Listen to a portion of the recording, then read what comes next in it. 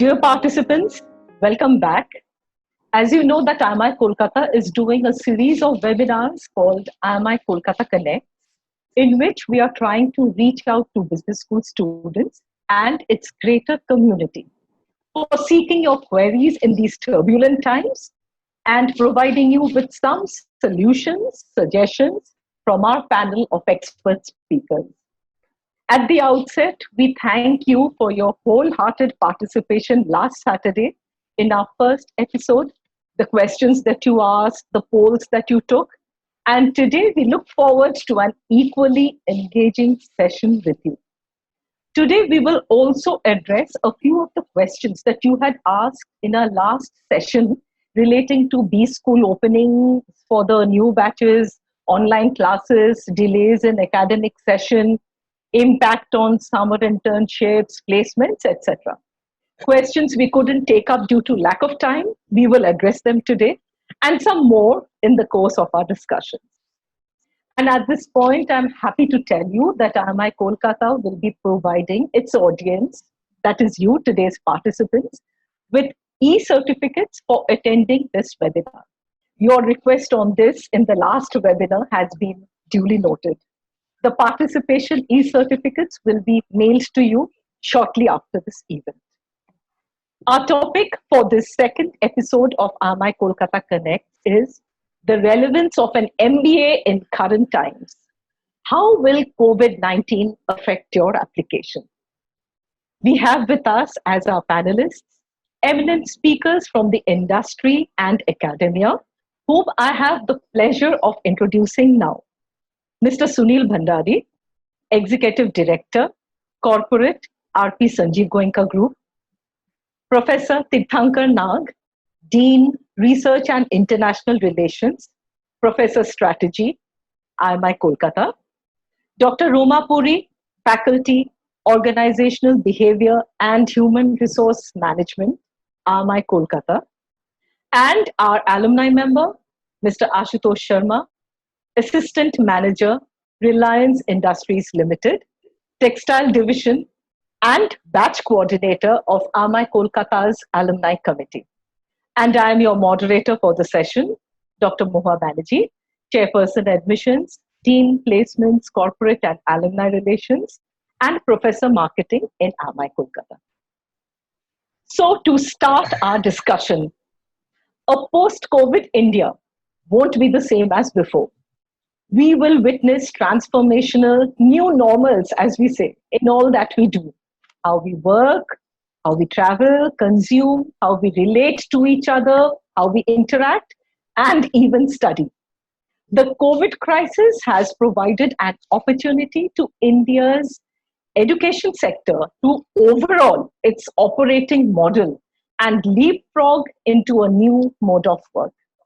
It's provided a huge impetus to change and implement technology in education. So my question to you, Professor Nag, is how do students gain employability in a turbulent market through proper education? Thank you very much. The word employment or employability is very important. In fact, it is a bit different from employability because employment means getting a job, but employability means maintaining your demand for your skill set for your entire life.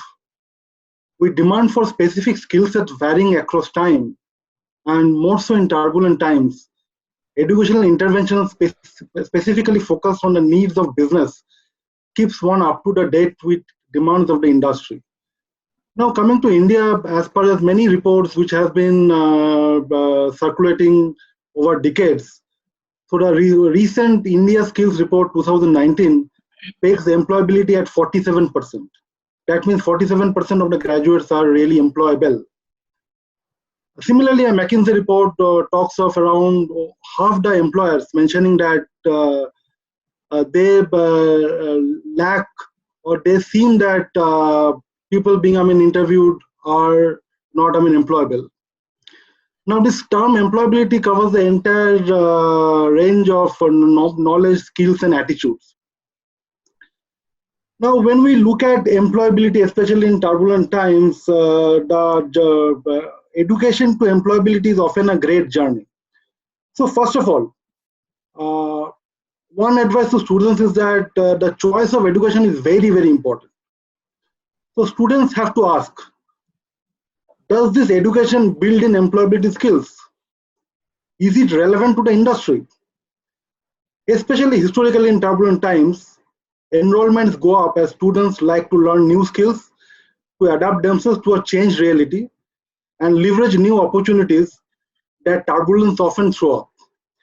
In that way, COVID-19 will affect the way business and education have been going on. In fact, we have been teaching business students for a long time, and maybe I would like to take a leaf from there. We have got a few classes actually dedicated to what we call as the VUCA world. That means a world where V stands for volatile, U for uncertain, C for complex, and A for ambiguous. So we are talking of a world like that and how to manage a VUCA world, which we have been teaching our students. So the more volatile the world is as it is now, the more faster things change. So the more uncertain the world is, the harder it is to predict. So the more complex it is very difficult to see or visualize cause and effect relationships. And the more ambiguous the world is, it is very hard to interpret. Now we see characters of all these things happening when we talk of a black swan event like COVID-19. Now, amongst all this doom and gloom, there are many estimates floating around about economic recovery. And of course, manufacturing hubs and value chains may shift globally, which may be an opportunity for India. So, in these turbulent times, it is the business graduates who would play a key role in managing the recovery process and also benefit from it. As businesses are getting disrupted, corporate demands that students focus on innovation. They act like entrepreneurs, even within their own job roles. And it is something which we have been calling entrepreneurship. So nowadays, when we see people recruiting, they would always like to recruit students who maybe behave like entrepreneurs. So to maintain employability, students must accept this flux, a constant flux of change, and embrace it as the only constant. They must be very clear about their vision. What do they want to achieve? They would try to respond to uncertainty with understanding, complexity with clarity, and fight ambiguity with agility. Now, again, coming back to business education, the discussion-driven experiential learning that we have been following in business education in many business schools, apart from imparting knowledge, it would also guide and encourage the students to do the following, that is knowing oneself. Now, in many of the behavioral courses, focus is on knowing oneself and knowing what one is capable of doing well. That is very important for the students to understand what you can do well, and then choose your area accordingly. Secondly, always be a student. Now in this world, we cannot really fall back and say that learning has stopped the day we have graduated. So within the course and after the course, being prepared to be a lifelong learner. So apart from your classroom, there are many learning opportunities around us nowadays, including huge sets of online learning skills which are available. Thirdly, is that it is very important to network, to know people. So during the course and before and beyond the course also, it is important to attend all sorts of webinars, talks by industry leaders, and then get connected with alumni networks, and then of course social media like LinkedIn and others offers us a golden opportunity to network. And of course one must showcase one's skills, because otherwise how would one know that this person is really good at what one does. So one must showcase one's skills through, various competitions, and one must, keep on, writing in various forms of media, which are available nowadays, writing blogs and many other things. And of course, lastly, one must learn to communicate very well. So it is a time maybe to brush up communication skills and how to connect and communicate better. Now, of course, as we have been talking of the new normal, long back in business schools, we have been talking of last few years, data predicting the future. So that will go. So it will become something like the Christmas turkey actually, where the turkey thinks that it is being raised by the turkey farmers, and it is being fed water and basically some medicines every day. So the turkey thinks that okay, humans are there to serve us, and suddenly before the Christmas Eve, it gets a shock. So historical data will stop to become a predictor of the future. And there are many tools which take that into account, and especially the oil companies and other companies actually, they have been trying to explore those kind of tools to predict how the future will look like. So I wish that all of you realize your full potential in this journey and achieve great success. Thank you very much. Thank you, Tirthankar. Participants, you've already heard it there. Adapt, adapt, adapt. Be flexible. Go all the entire way to accommodate yourselves in this VUCA world. Network for all it's worth. Build connects so that you can firmly establish yourself, and work on your communication skill sets so that you can make your mark. It's not enough just to know. You have to let others be aware that you know too.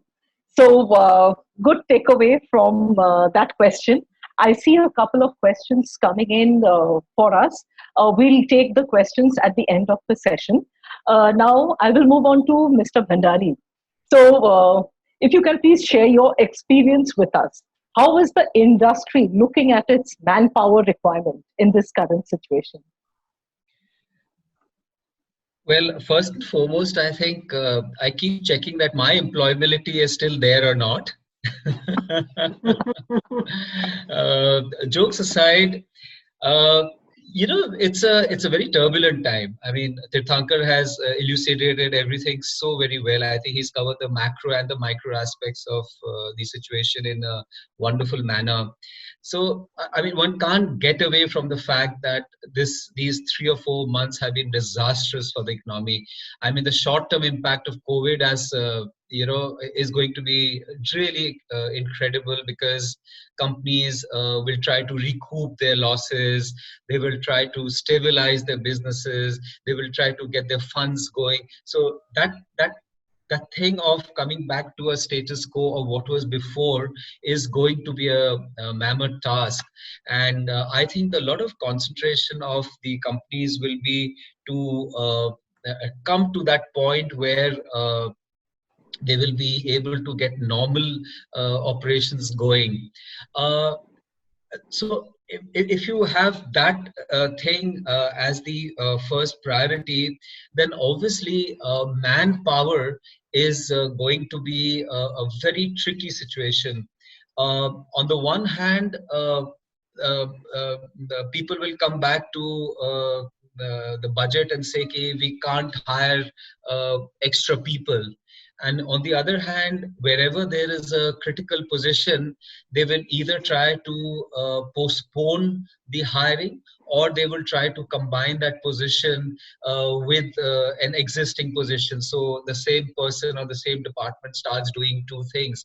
Definitely that is going to be the short-term thing which is going to happen.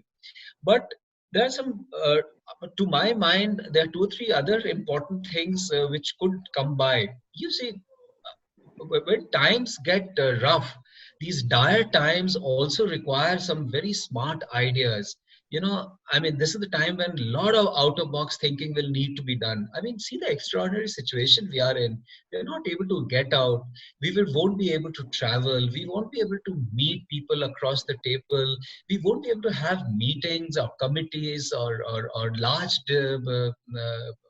places where we can get a lot of people together. So what we would require is some extraordinary and on the spot kind of thinking. It's some very smart ideas. And when you require smart ideas, you want smart people, someone who probably can bring some fantastic ideas on the table, which existing people might not be able to think about. That's where MBAs come in so very well. You require smart people who've been always taught to think on their feet and are young and bubbling with new concepts in their mind. So there could be some hiring which could happen of very smart people, which also means that I like the Thakur said that it's you need to broad base your skill set. I mean, being an MBA is fantastic because it gives you a lovely foundation. But I think the important thing, both on the soft and the hard sides, would be that you get the people skills going. You get a few things which are specialties which can combine with your management skill set and give an edge to you. All that will need to be to be done by everybody. But coming back to some very particular things, I mean, you can't also paint the entire industry scenario in one stroke, because industries which are going to be deeply affected in the short term. There are industries like travel, hospitality, oil and gas, entertainment. I mean, these are going to be massively affected, and for how long one does not know.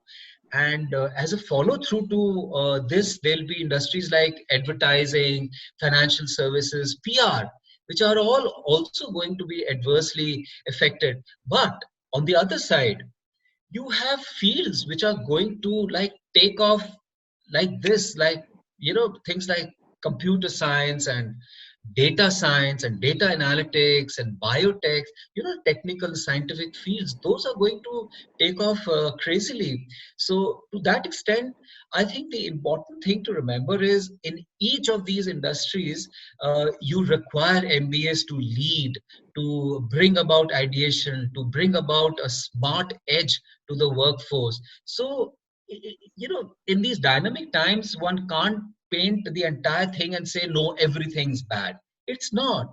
So if there's this door which is closing here, there's this another door which is opening up here. For us as students, what we always need to do is to how to make ourselves relevant all the time. The great part about a school like IMI is that they impart education which is so all encompassing. And the important thing is that good B schools give that special edge to people which makes them adaptable, and that is what the industry requires. So whilst there's going to be a short-term cessation or a slowing down of hiring, new recruitments, the fact remains that it's not something which will stop everywhere. People will still be required. There are some industries where the requirement will be massive. There are some who will still require good people. So I think that's the way to look at this question which you asked.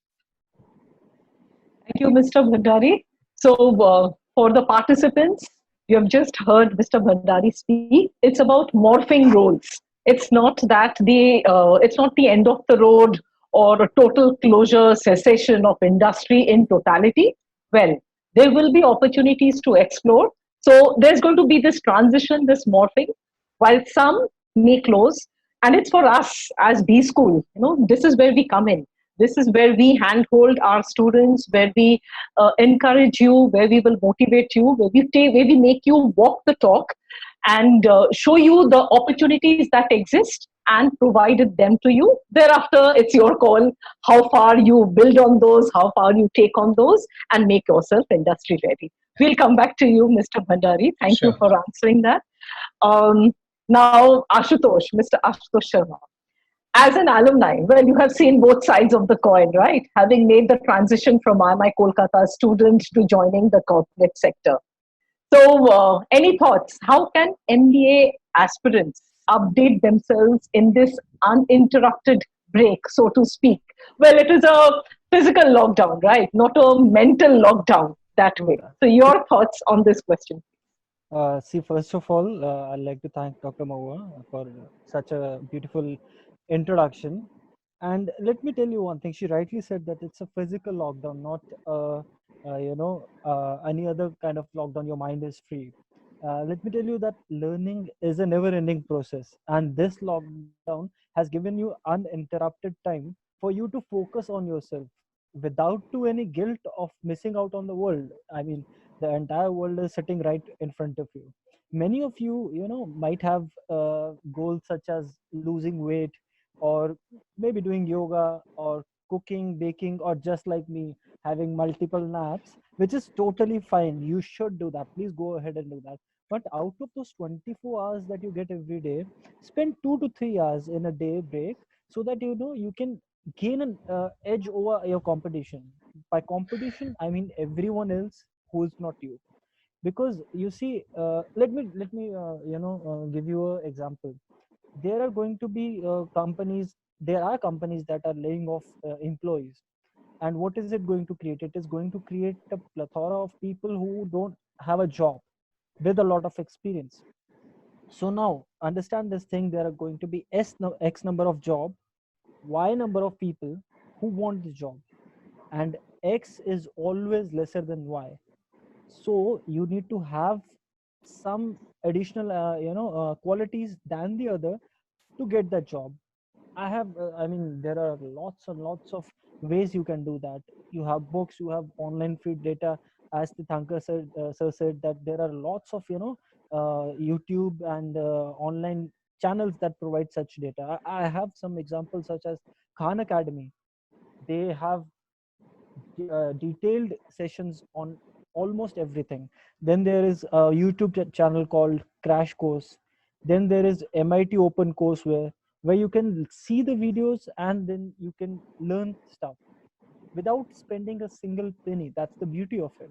Then there is Coursera, where you don't just learn new skills that you can use in the business, but also you get a certificate to show that this is something that I have done in this much time. And then there are courses on Google, such as search engine optimization and social media marketing, email marketing. Okay, I'm using a few jargons, but believe me, this is going to be the new thing. As Mr. Bhandari rightly said, that travel is going to be a luxury now, and the lesser the travel, lesser the presentations in front of the customer, lesser the customers can are not always the big CEO sitting in the corporate. They can also be normal people sitting in the rooms, dining room, looking at your ads. And that is where your skills that you acquire in these 2 3 months, I hope it ends on 18th, in the this much time you get.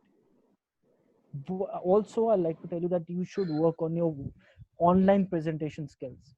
Since there are not going to be any travels, that is a skill that you can acquire, and you can use it till end of time. Because who knows what is going to be the new you, what is going to be the new scenario in this world.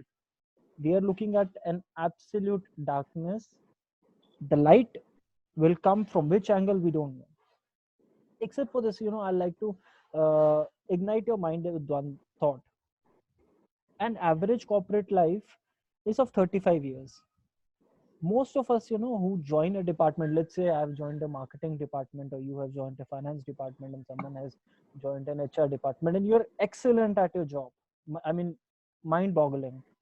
But do you think that's enough? I mean, most definitely you'll get a very good income, a decent hike every year for the rest of your life. But do you think that will lead you to a leadership position? The answer is definitely no, because no CEO at this point of time is looking at a excellent marketer or an extraordinary finance guy as a future leader.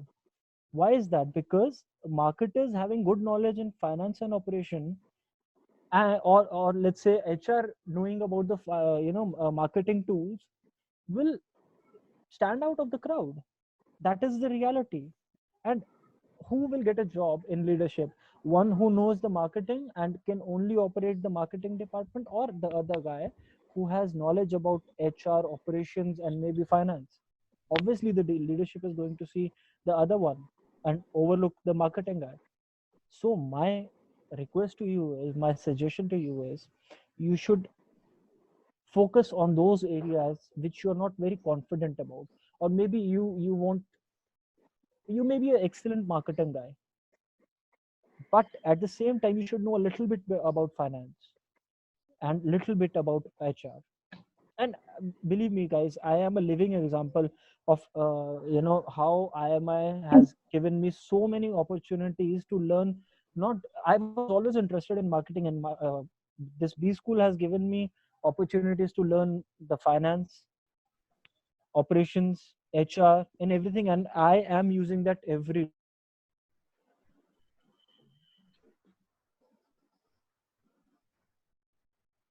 I think his video has stopped. Yes. So, yes, we'll get back to Ashutosh again shortly. But the takeaway is still remains that you have to be a multifaceted personality, multi-dimensional skill sets. Acquire, hone as much of it as you can. And yes, Ashutosh, you're back. We were just discussing your thoughts. You can take it up.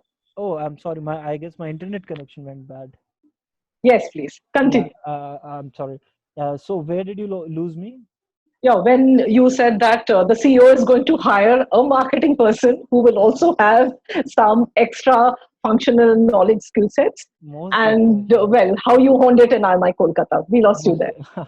Most definitely. See, what I was telling was a real life example that right now I have been given 2 projects that are totally unrelated to marketing.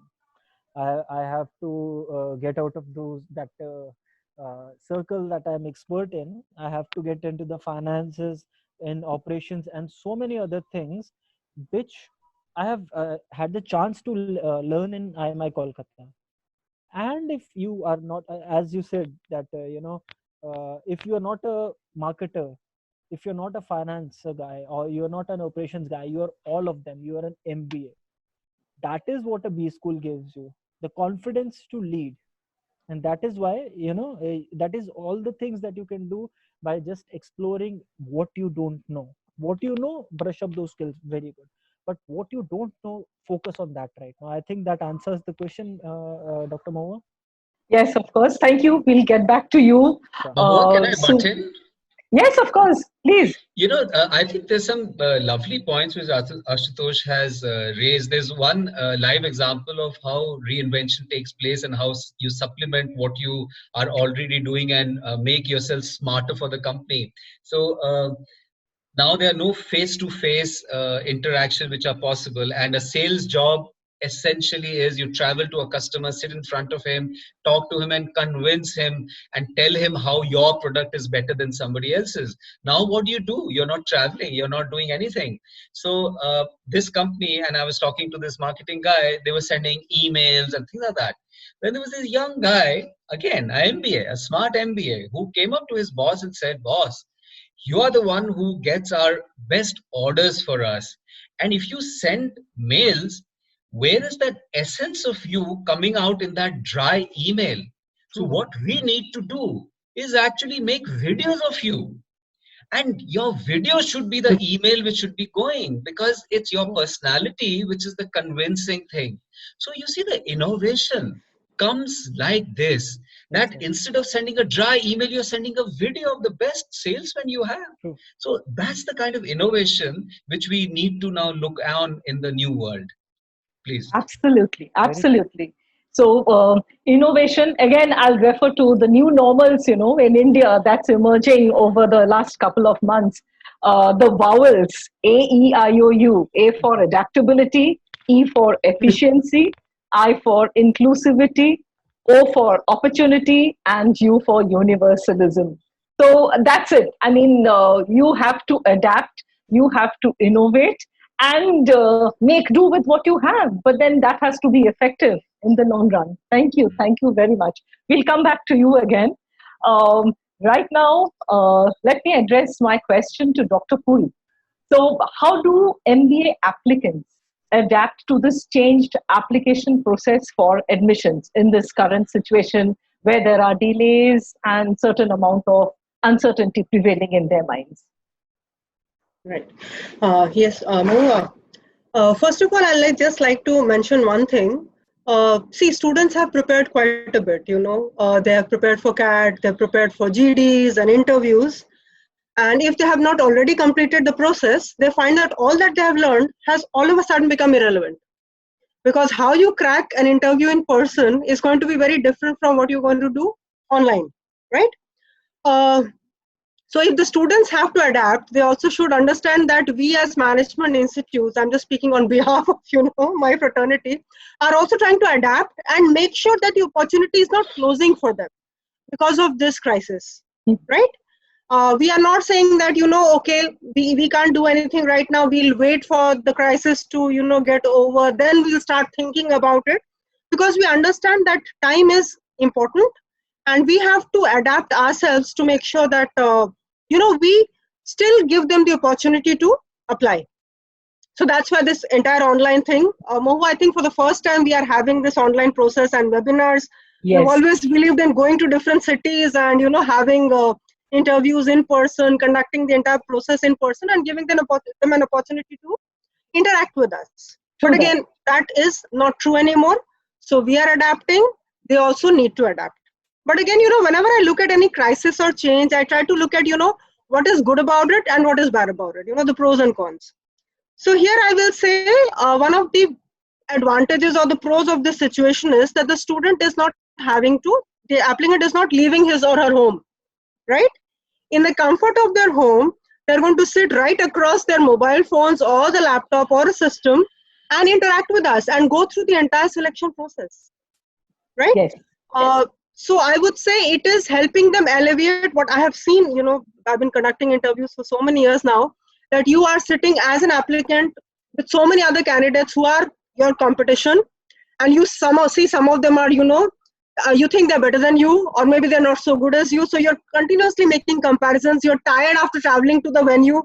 So all that is not there anymore. It is just you who's going to showcase your abilities, your eagerness, and your, competence to be a part of the program. So I would say the student is in the comfort zone, which is a big advantage if you can convert that, right? So this is one thing. So remember, this is again a part of the prep. So that's why I mentioned it, that remember that you are in your comfort zone. Now you have to showcase yourself, right? Another thing is what I've been reading from other places, and it's also true for us, that because of this uncertainty, most of the institutes in our country abroad have deferred the process, so they are giving students an opportunity to continue to apply. The window is still open. So this is again another very good thing. So some of the students who had not made up their mind can still consider MBA as an option. I can see one question in the question answer box out there, so I'll also address that. Somebody wrote that, I've already completed my BBA, so am I supposed to do an MBA? Does that help? So if you look at industry and the kind of openings industry has, we mostly find that for important roles, companies prefer an MBA. Because what they're looking at is not the short-term employability of the student, but also the career progression in the institute, in the company. So taking a master's student always, helps an organization. You don't have to tell the student now, for the next, promotion, you need an MBA, so go back to the institute. You already have the education. So yes, enrolling for the MBA program definitely improves your career prospects. So that definitely is an option. Again, let's look at one of the problems, that you are in your comfort zone and you're not traveling to the institute, or you're not interacting with people. The thing is, if you're in the city, suppose you're trying to apply to an institute of your city, you can actually go to the venue, you can see the institute, you can see the infrastructure, meet with the faculty and others who are a part of the selection process. But now that's not happening. So as a part of the change which is happening, you have to rely more on whatever is available virtually to you. That's one option, So check the different websites. All the institutes, including IMI Kolkata, are very, very particular about updating the website. So we have all the current information available on all the happenings. So if you have any queries, you will find information on every possible thing, including glimpses of our institute. And the admissions, I think we also have a video which is uploaded. So you Yes. can also get a virtual tour and get an idea of how classes happen, what are the extracurricular activities the students are a part of. So a lot of information you will get will be virtual. But again, there's another source. I'm sure the admissions office is working really hard addressing your queries. You can always make a phone call, drop an email. So we are trying to make sure that we have this two-way communication happening all along. So as a part of your preparation process, when you're trying to choose an institute, you can always make use of this. So visit the different websites, visit our website, you can talk to the admission cell and get all your queries answered. And another way of reaching out to you has been the series of webinars. This is the second in the series.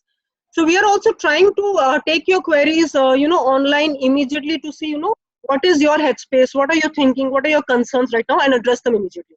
So we are trying it in this way also. So as a part of your the change that you're going through, we are trying to pass on as much information as possible to you. So virtual tours, yes, one option to see the institute through their websites. Reading about the institute as much as you want. Connecting with the admission cell is another thing. Now, another place where your role comes in is if you have already not done that. I believe when the COVID crisis set in, a lot of institutes already were having the process on. We also have visited so many cities as a part of IMI Kolkata's admission process. But then all of a sudden we had to stop all of it, right? So I'm sure this has happened for other institutes from whatever I've read, in the papers and all. So most of the institutes, including IMI Kolkata, are now using the virtual mode. So for the selection process, we have modified the thing. We cannot have group discussions. This is what other institutes are also saying. So what are we going to do? We're going to interact virtually and make a choice. Now I'm also going to give some tips, along with what students can do here. So please understand, I'm going to talk from the selector's point of view, how I would interview you if I were doing it online. See, I always would have preferred a face-to-face interview, but right now I don't have a choice. But whatever selection metrics I have, I can always conduct the interview in such a way that I can assess a candidate, right? So I'm not going to cut you any slack if you're not prepared in an online interview, right? So if I'm trying to test your, knowledge, current affairs, your readiness for the MBA program, your communication abilities, I can very well do it online. And so can all the other colleagues of mine, or, the faculty members and other selectors at other institutes. So you have to be very well prepared even when you sit facing the screen, right? We can call you a bluff. Can I share this incident with you, Mohu? I've never forgotten it. Yes. This was where I was very surprised the student was trying to be so smart. So what happens is, I asked the student a question on the budget and I realize he starts fumbling. He can't answer it, and all of a sudden the connection is gone. And within 3 minutes or 4 minutes, the connection is restored. And he's speaking so eloquently on the budget, and I can see somebody is giving him cues. I love that. Oh, that's so smart. So I didn't call him out on that. What I immediately did was I said stop, and the next question is. Next question. And he started fumbling again. So what I'm saying is, you have to be thoroughly prepared. Yeah. Again, if I were an interviewer, I'll ask you 2 questions for sure, and I'm sure many of my other colleagues will also ask similar questions. Ashutosh was also pointing out those things. What have you been doing, while you're waiting for this crisis to get over? True. Right? This also shows how serious a student is about a program or his or her career. So if you're being able to tell, about what you have done to add value to yourself, how have you prepared? Exactly. These also give you some, this will just give you some brownie points out here. Plus your knowledge of, what is happening in the environment around you. Again, a lot of questions will be COVID-centric, but you need to know how it's affecting everybody, the economy, the forecasts. So all these are important.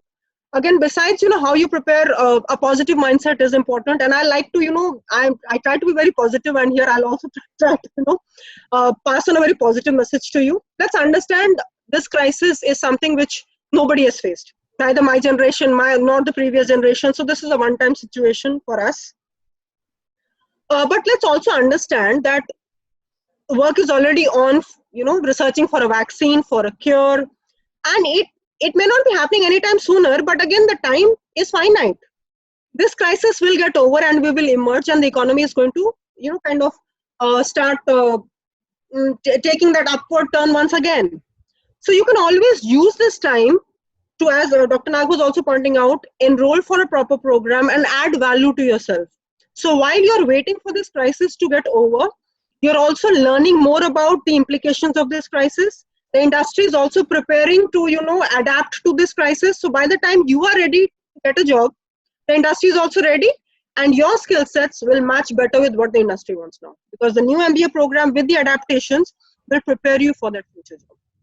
So we are working hard. Students, you also should work hard. Well said. Yes, Well said. very nicely said, Roma. you.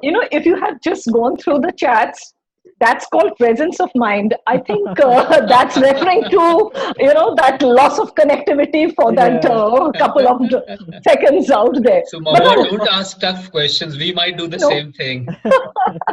and yes, just to add on to what Roma said, see, process delayed is again not process denied. I keep saying this to my candidates. Yeah. Session delayed is not session denied.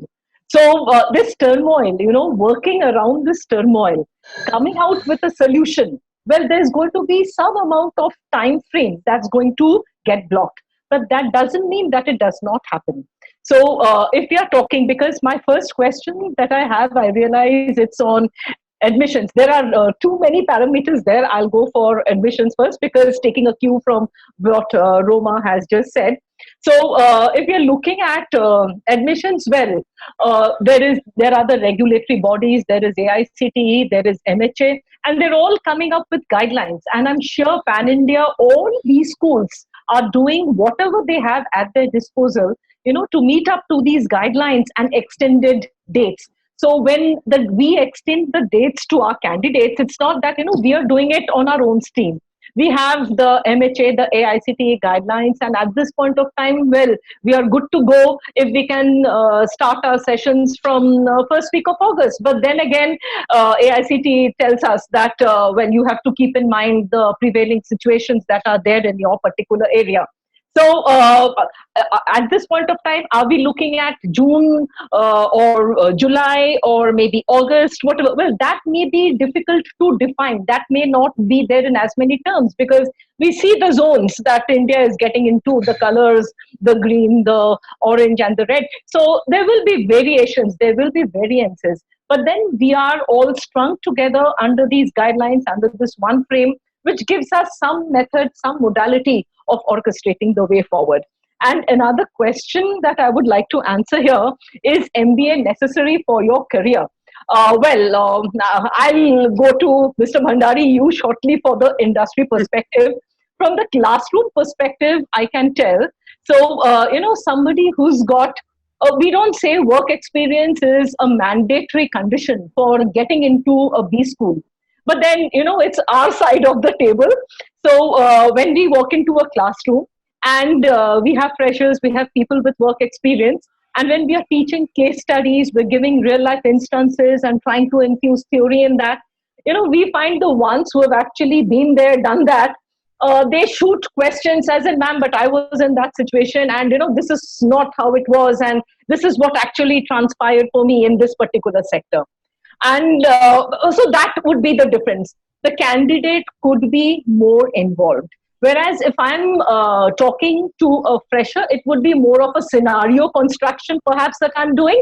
I'm telling the candidate, the students, well, this sector, this is what happens, and this is an imaginary situation. Well, place yourself there and voila, what do you see? How do you expect to circumvent or work around this problem? So that is the basic. To answer the question again, is MBA relevant and do you need work experience for MBA? That would be the only difference that we as faculty face in the classroom. And over to you, Mr. Bhandari. Is MBA necessary for your career? How would you react to that from the industry perspective? Well, I'm not an MBA. I'm a chartered accountant. So I don't think I've done too badly for myself. So, I would like to sidestep on the question and answer it slightly differently. Uh, you need to look at what you are doing in terms of the professional degrees which you are taking, not because they're leading to a job or because it makes you more eligible or whatever. I think it's a mistake which a lot of young people do. Everything they do should be it should be a subset of life. What do you want out of life? I mean, first you decide that, right? And if MBA becomes something which is something which adds to it, then you must do it. Listen, there are MBA courses and there are MBA courses, right? And each one of them has something to teach you. One can't devalue anything just because either it's a separate kind of an institute or it is not giving, say, a starting salary which an MBA student gets when they get out. That's not the way to look at it. If I am someone whose passion is photography, what will I do with MBA? I might say, no, I don't need an MBA. What I need is a photography course, right? So what I'm trying to say is, don't look at MBA as a degree just because it's leading you somewhere. Look at it as a degree if it's adding something in your overall life plan. That's the sidestepping which I did. Now, if I have to answer it directly, of course, MBAs are extremely relevant. I think some of the smartest people I have met in terms of out-of-box thinking, in terms of adding tremendous value in deliberations have been MBAs. It does not mean that non-MBAs are not smart or can't add value. Yes, one thing. Anything which you do, which is a CA or an engineer or you are an MBA, it's just the foundation on which you grow yourself, right? After a time, what you will realize is that nobody even asks you, are you a CA or are you an engineer or are you MBA? Because that knowledge which you have accumulated has become part of your DNA, and how you react to situations in terms of crisis handling, in terms of the leadership which you show, in terms of interpersonal relationship, those are the things which you then build upon, and they become more and more important as you go along. So if you ask me, is MBA important? Of course it's important. Is it relevant to industry? Of course it's relevant to industry. But what is also more important is what you do after that, how you develop yourself and make yourself something more beyond the degree which you have. Absolutely. And echoing similar thoughts. Yes, Tirthankar, would you want to add on to that? To add another dimension to that, see, businesses have become very, very complex nowadays. So for a finance guy, it is extremely difficult to navigate unless you know something about finance. Oh, absolutely. So what really happens is that the MBA is a kind of a stepping stone to much, much bigger opportunities. So one can look at it that way. And of course, as Mr. Bhandari was saying, as you grow up the ladder, maybe people skills become much, much more important. Very true. Than whatever you have learned in your MBA. Very true. One of the things I keep saying, and when people say, what should I do, how to get this and that, I say, leave aside all the how-to books and what-to books. Go and read Pride and Prejudice. Go and read Eat, Pray, Love. The kind of things which you learn in terms of handling relationships, in terms of how to handle crises, is more available in fiction than you'll find it anywhere. And that's something which I'd like to add, which I love talking about whenever anybody asks me, is that along with everything which everybody has said here about Coursera courses and MIT courses and all that, don't forget to pursue your passion. If you love reading, read. If you love writing poetry, write. If you love making short films, make them. Do something out of it, because there's no end to what you can learn for your core discipline from other disciplines which are all around. So that's extremely important. Absolutely. We are talking of blending the left side of the brain with the right side at this point of time. Absolutely. You need both for your overall EQ and a well-rounded personality. Yes. Yeah. So I'll move down to one more question that I've been getting on online classes in these schools. So the modality, I understand there is a certain amount of consternation, of concern among the applicants, among the students on these lines. Till now, it has always been face-to-face. So what has been the transition process, and are we looking at a transition? I'll again get back to my marketing mindset. Digital marketing. Till this point of time, well, we didn't know it would come down to the education sector as well. But when we were talking of digital marketing, blending customer experience, digital applications relating to physical world, omni-channel concepts. So we were doing it all the time, right? Now, what has happened is it has actually forced the education sector also to get into this form, which we are now currently calling blended learning. Meaning you're going to start topics on digital mode, and when some kind of basic restrictions are removed, then you come to the classrooms and then you do the rest. But the concept per se is not new.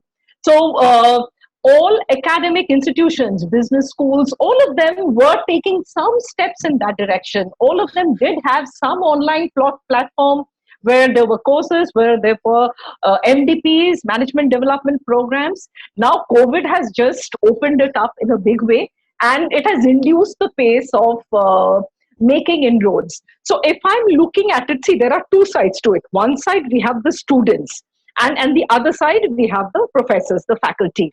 So, well, the current youth, they are most resilient, tech savvy.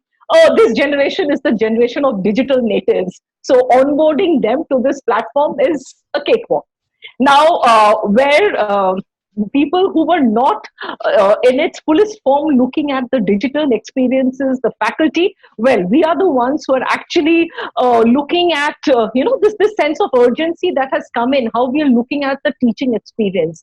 And maybe we are relearning teaching from the ground up.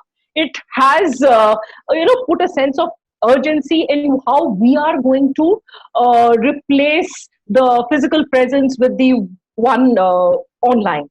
So, but then again, it is not a clear-cut substitution. We are not looking at, digital experiences replacing one-on-one classroom experiences.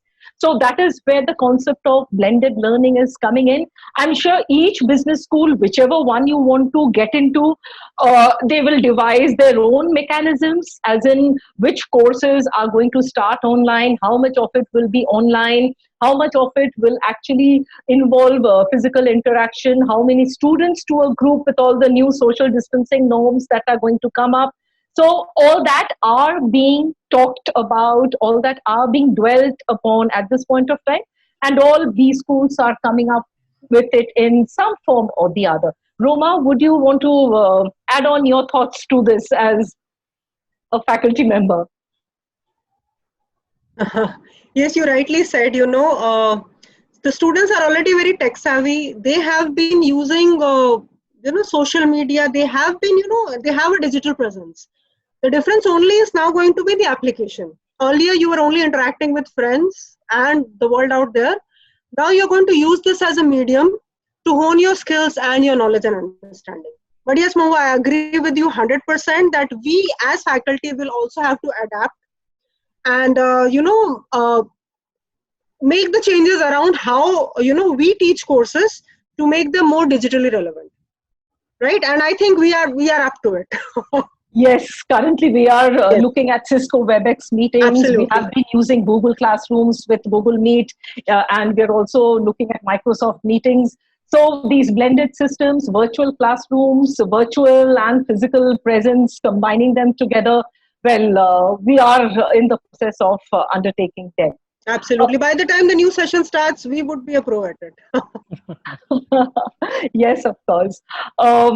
Another question that is coming up, and this relates to work from home. Organizations which have work from home policy in place well before COVID pandemic. Now, can we compare the challenges that organizations are facing currently under this work from home policy?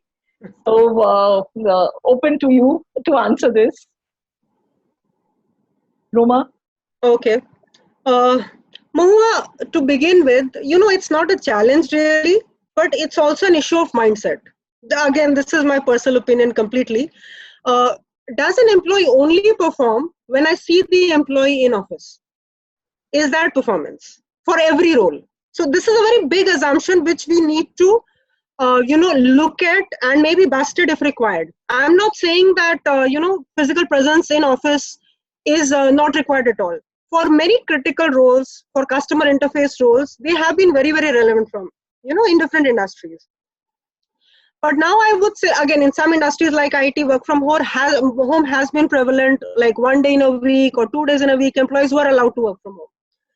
But now I would say it's not just a struggle for industries that have never experimented with it, but it's also going to be a struggle for organizations that were allowing it just as a choice, as a limited choice. Because now you will have to do it on a big scale. Now, I have been reading, reports about this. Work from home is being called, it's being called the biggest social experiment of our times, where we are trying to see whether, we can be very efficient and productive just the way we generally were before COVID times. So I would say that a number of challenges definitely are there. To begin with, it's, as I said, this, mindset of, people need to be in office. So we need to very clearly, understand and demarcate roles. Again, this will be very handy for the future also. Which are the roles which really require a physical presence and which don't? It's very easy to then, enable employees to work from home in those and maybe have different kinds of employees for those, not necessarily permanent employees.